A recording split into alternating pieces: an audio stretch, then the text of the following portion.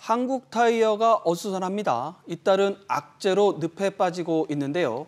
지난 3월 계열사 부당 지원과 횡령, 배임 혐의로 구속된 조현범 회장에게 검찰이 부당거래 혐의로 추가 기소를 했습니다. 이런 가운데 최근 각종 사고까지 잇따르면서 회사 경영에 빨간불이 켜졌는데요. 산업부 박채은 기자와 자세히 알아보겠습니다. 박 기자, 조 회장이 지금 구속돼 있는데 검찰이 어떤 내용으로 또 추가 기소를 했나요?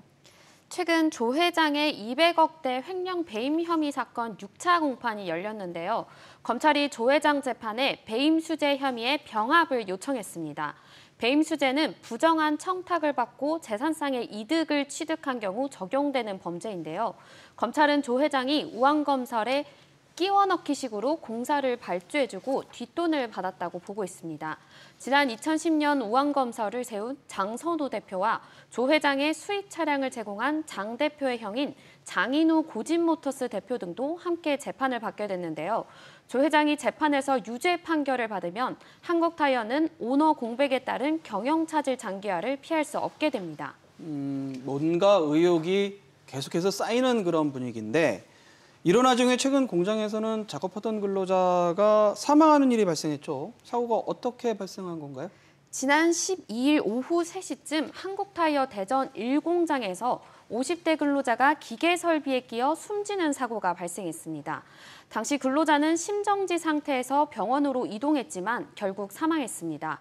해당 근로자는 원래 대전 2공장에서 근무했는데 지난 3월 2공장에서 대형 화재가 발생해 대전 1공장으로 전환 배치를 받았습니다.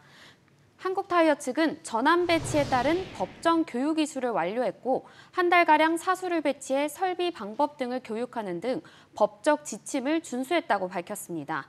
반면 노조는 교육 기간이 관례적으로 3개월이지만 해당 근로자는 2개월 만에 혼자 작업을 하다가 사고가 났다며 회사의 전환 배치에 따른 교육 기간 관련 규정이 전혀 없는 것이 문제라고 지적했습니다. 무척 안타까운 일인데 그런데 한국타이어 이 공장 게임 사고 사고가 처음은 아니죠? 네, 지난 2020년 11월에도 한국타이어 대전 공장에서 40대 근로자가 옷이 기계 설비에 끼어 숨지는 사고가 있었고요. 지난 3월에도 30대 근로자가 고무롤에 끼어 다치는 사고가 일어났습니다. 노조는 회사의 소극적 투자 탓이라고 주장합니다. 근본적인 원인은 국내 공장에 대한 설비 투자가 이루어지지 않았기 때문입니다. 이는 곧 경영의 잘못이라고 판단되는 거고요. 지금 이 사고로 인해서 더욱더 사고가 발생하지 않고 예방하기 위해서는 국내 공장 설비 투자가 우선시 돼야 되지 않나 생각합니다. 대전 고용노동청은 이번 사고에 산업안전보건법과 중대재해처벌법 위반 여지가 있는지 조사 중인데요. 중대재해법 처벌 대상이 경영 책임자 등인 만큼 조 회장이 처벌받을 가능성도 있습니다. 이수일 대표이사 전문 경영인 체제긴 하지만 실질 경영 활동과 의사결정에 조 회장이 개입하고 있다면 경영 책임자에 포함될 수 있어서입니다.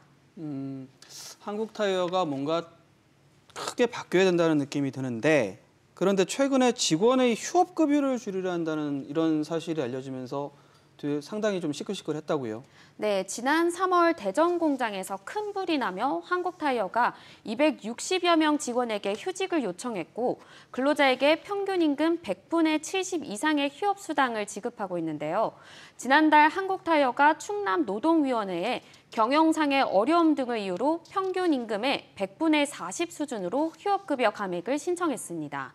충남노동위원회는 지난주 신문회의를 열고 한국타이어의 기준 미달 휴업 수당 지급 신청에 대해 기각 결정을 내렸습니다.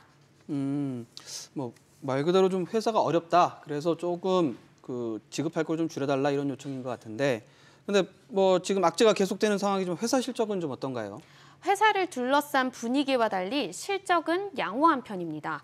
완성차 시장 호조로 수요가 회복됐고 물류비와 고무 가격 등 원자재 가격이 안정화돼 실적이 반등할 것이란 예측이 나왔는데요.